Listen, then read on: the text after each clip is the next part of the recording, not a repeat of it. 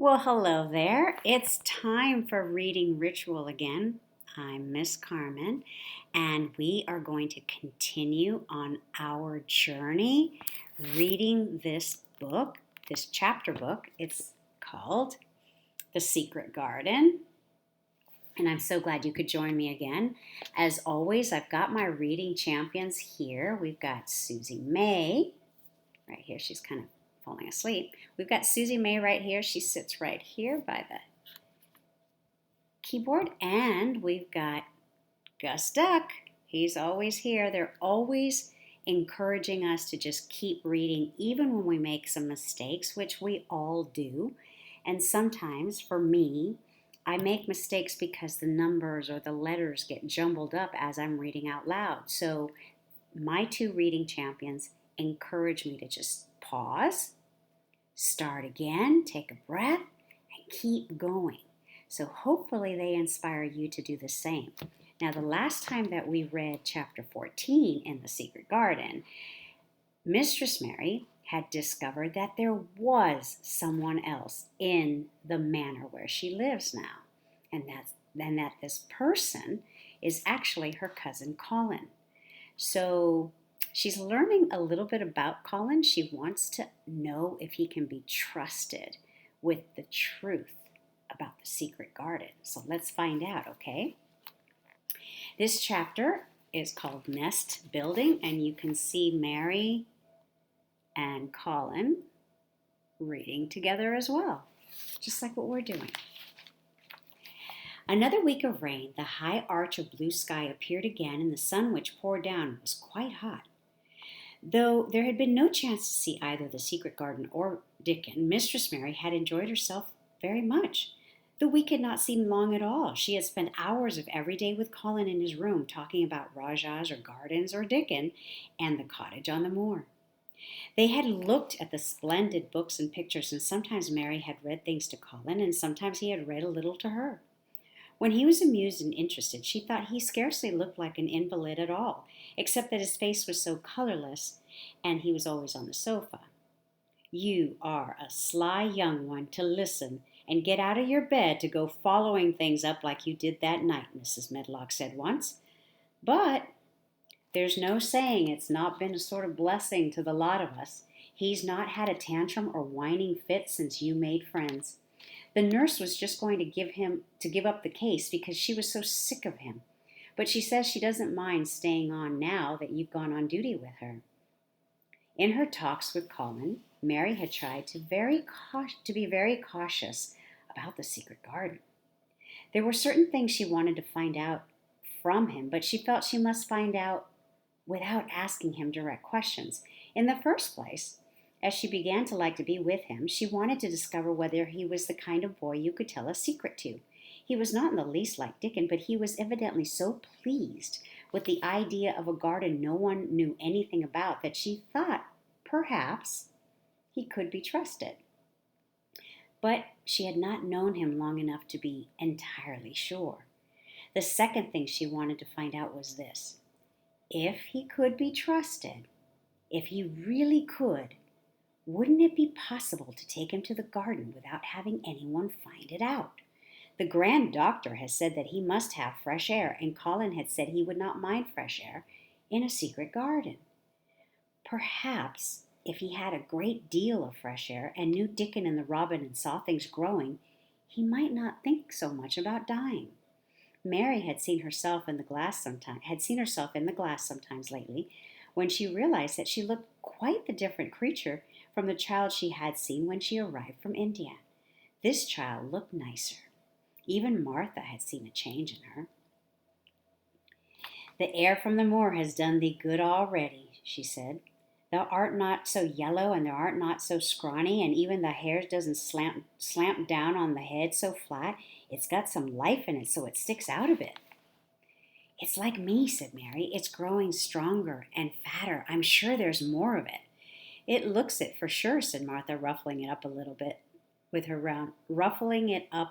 round her face. "Though aren't not half so ugly when it's that way, and there's a good bit of red in the cheeks." If the gardens and fresh air had been good for her, Perhaps they would be good for Colin. But then, if he hated people to look at him, perhaps he would not like to see Dickon. "Why does it make you angry when you are looked at?" she inquired one day. "I always hated it," he answered, "even when I was very little. That when they took me to the seaside and I used to lie in my carriage, everybody used to stare, and ladies would stop and talk to my nurse, and then they would begin to whisper, and I knew then they were saying I shouldn't live to grow up. Then sometimes the ladies would pat my cheeks and say, 'Poor child.' Once when a lady did that, I screamed out loud and bit her hand. She was so frightened she ran away."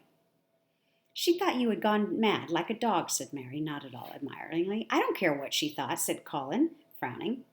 "I wonder why you didn't scream and bite me when I came into your room," said Mary, and then she began to smile slowly. "I thought you were a ghost or a dream," he said. "You can't bite a ghost or a dream, and if you scream, they don't care." "Would you hate it if a boy looked at you?" Mary asked uncertainly. He lay back on his cushion and paused thoughtfully. "There's one boy," he said quite slowly, as if he were thinking over every word. "There's one boy I believe I shouldn't mind. It's that boy who knows where the foxes live, Dickon." "I'm sure you wouldn't mind him," said Mary. "The birds don't, and other animals," he said, still thinking it over. "Perhaps that's why I shouldn't. He's sort of an animal charmer, and I'm a boy animal."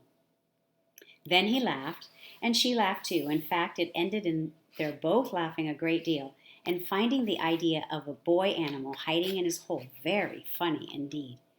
What Mary felt awkward was that she need not fear. What Mary felt afterward was that she need not fear about Dickon.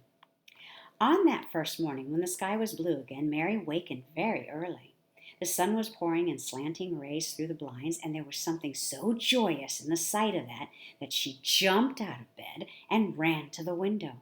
She drew up the blinds and opened the window itself, and a great waft of fresh, scented air blew in upon her. The moor was blue, and the whole world looked as if something magic had happened to it. There were tender little fluting sounds here and there and everywhere, as if scores of birds were beginning to tune up for a concert. Mary put her hand out of the window and held it in the sun. It's warm," she said. "It will make the green points push up and up and up, and it will make the bulbs and roots work and struggle with all their might under the earth." She kneeled down and leaned out of the window as far as she could, breathing big breaths and sniffing the air until she laughed, because she remembered that what Dickon's mother had said about the end of his nose quivering like a rabbit's. "It must be very early," she said. "The little clouds are all pink, and I've never seen the sky look like this. No one is up. I don't even hear the stable boys." A sudden thought made her scramble to her feet. "I can't wait. I'm going to see the garden." She had learned to dress herself by this time, and she put on her clothes in 5 minutes. She knew a small side door which she could unbolt herself, and she flew down the stairs in her stocking feet and put her shoes on in the hall. She unchained and unbolted and unlocked, and when the door was open, she sprang across the step with one bound. And there she was, standing on the grass, which seemed to have turned green, and with the sun pouring down on her, and the warm, sweet wafts about her, and the fluting and twittering and singing coming from every bush and every tree. She clasped her hands for pure joy, and looked up at the sky, and it was so blue and pink and pearly and white and flooded with springtime light that she felt as if she must flute and sing aloud herself, and knew that the thrushes and robins and skylarks could not possibly help it. She ran around the shrubs and paths towards the secret garden. "It is all different already," she said. "The grass is greener, and things are sticking up everywhere, and things are uncurling, and green buds of leaves are showing. This afternoon I'm sure Dickon will come." The long, warm rain had done strange things to the herbaceous beds which bordered the walk by the lower wall. There were things sprouting and pushing out from the roots of clumps of plants, and there were actually here and there glimpses of royal purple and yellow unfurling the stems of crocuses. 6 months before, Mistress Mary would not have seen how the world was waking up, but now she missed nothing. When she had reached the place where the door hid itself under the ivy, she was startled by a curious, loud sound. It was the caw of a crow.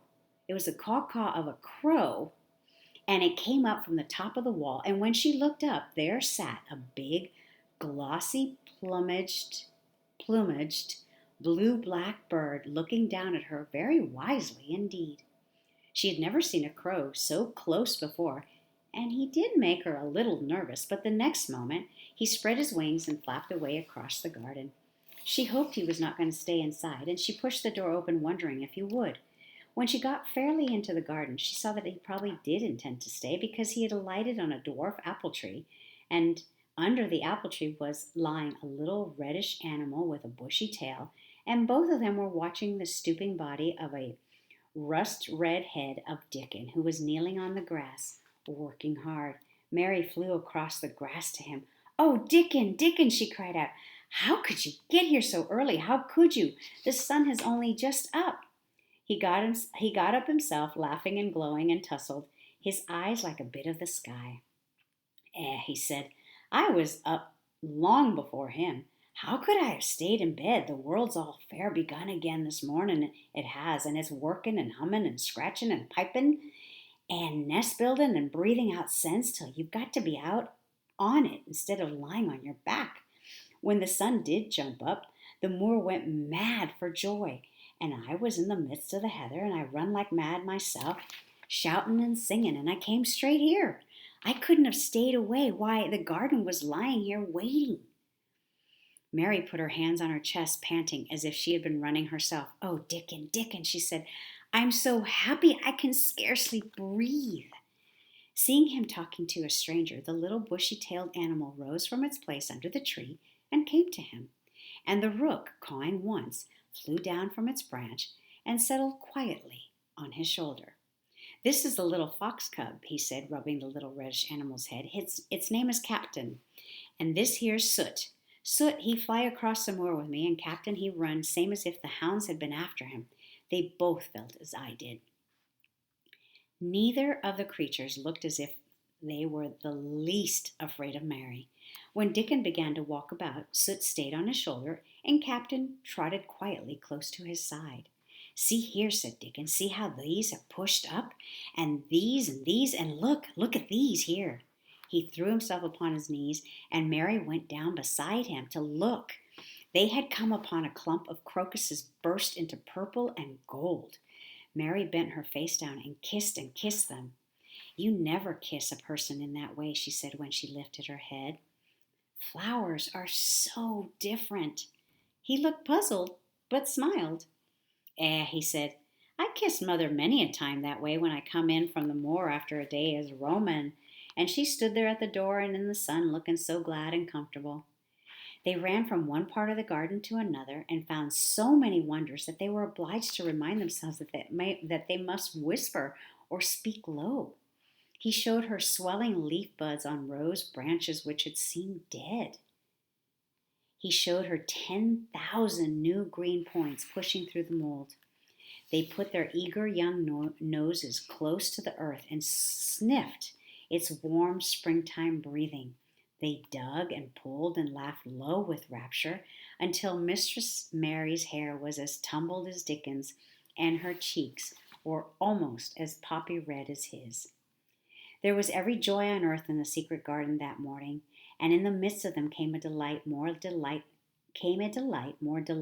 than all, because it was more wonderful. Swiftly something flew across the wall and darted through the trees to a close-grown corner, a little flare of red-breasted bird with something hanging from its beak. Dickon stood quite still and put his hand on Mary, almost as if they had suddenly found themselves laughing in a church. "We munnot stir," he whispered in broad Yorkshire. "We munnot scarce breathe.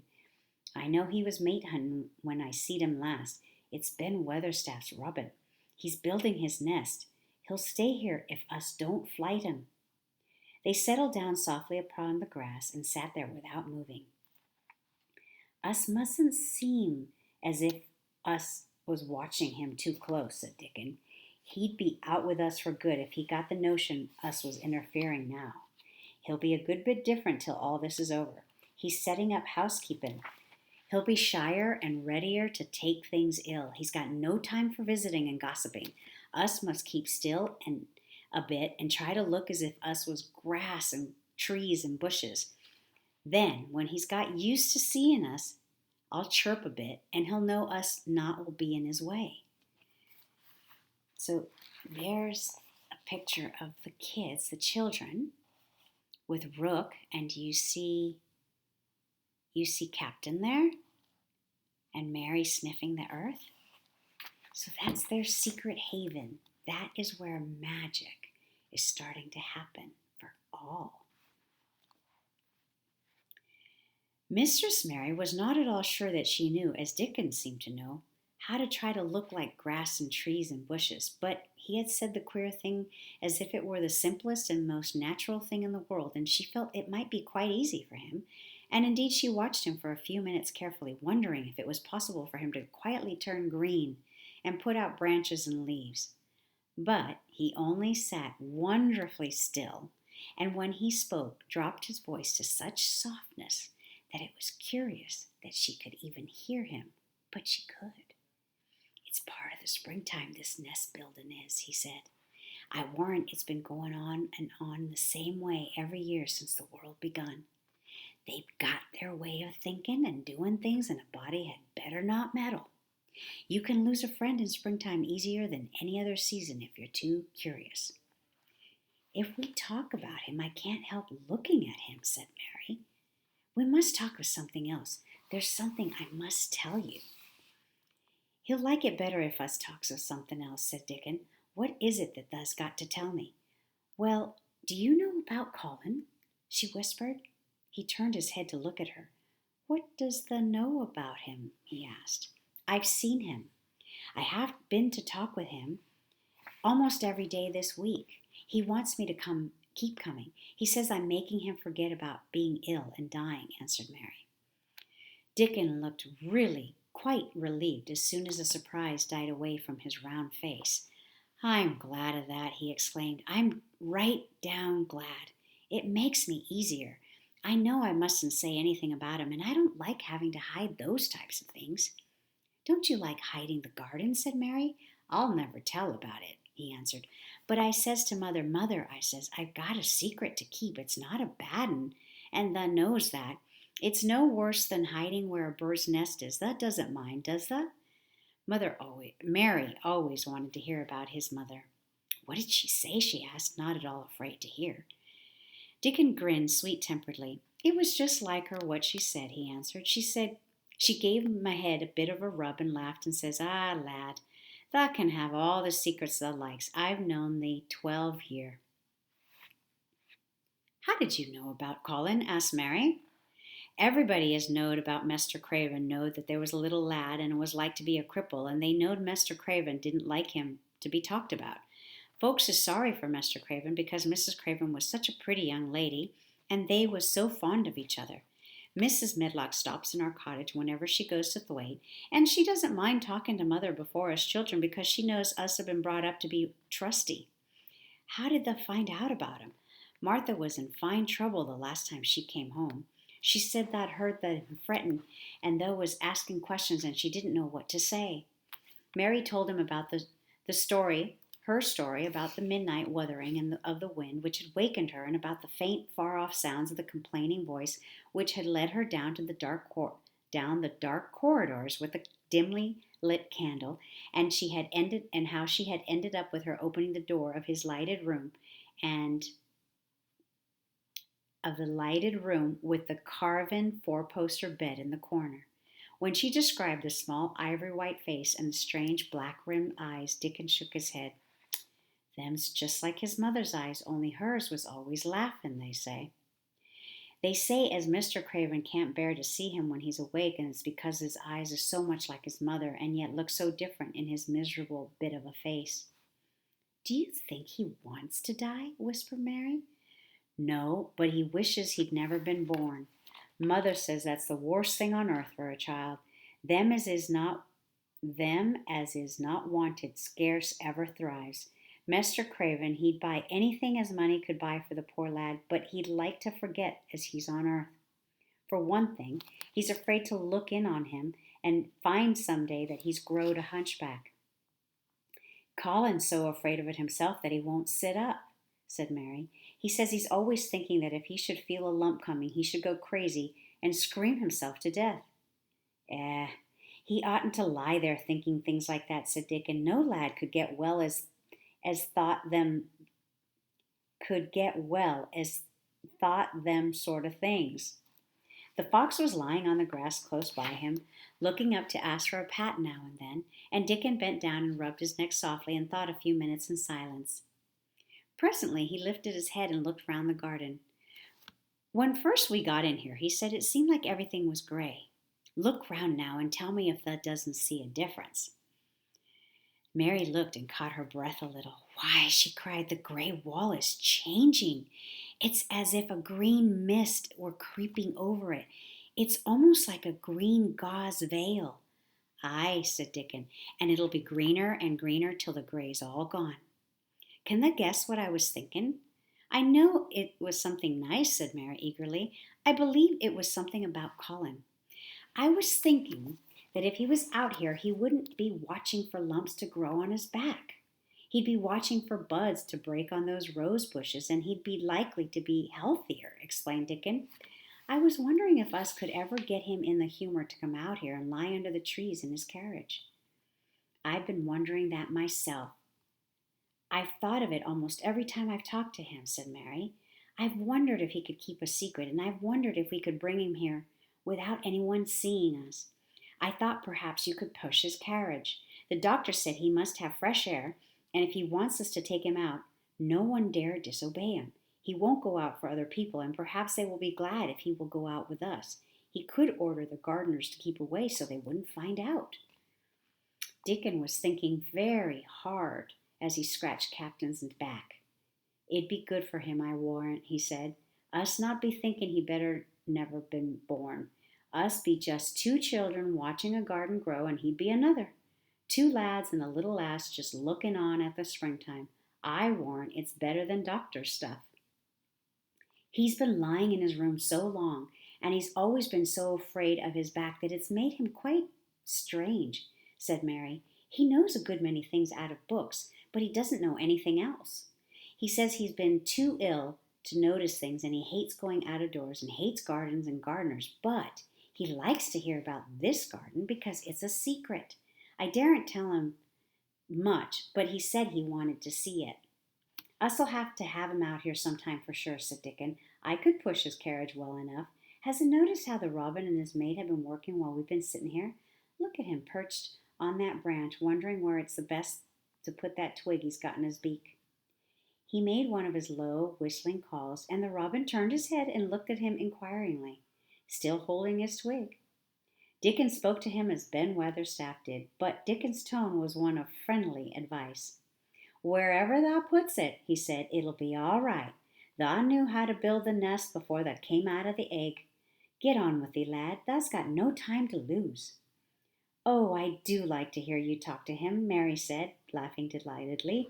Ben Weatherstaff scolds him and makes fun of him, and he hops about and looks as if he understood every word. I know he likes it. Ben Weatherstaff says he's so conceited he would rather have stones thrown at him than not be noticed. Dickon laughed too and went on talking. Thou knows us won't trouble thee, he said to the robin. Us is near being wild things ourselves. Us is nest building too, bless thee. Look out, thou doesn't tell on us. And though the robin did not answer, because his beak was occupied, Mary knew that when he flew away with his twig to his own corner of the garden, the darkness of his dew-bright eye meant that he would not tell their secret for the world. And that concludes Chapter 15, called Nest Building. Thanks for joining me again on Reading Ritual with Miss Carmen. I hope you enjoyed this segment, and I'll see you next time on Reading Ritual. Talk to you soon. Thank you. And don't forget to like and share and comment on the videos. I'll see you next time. Bye.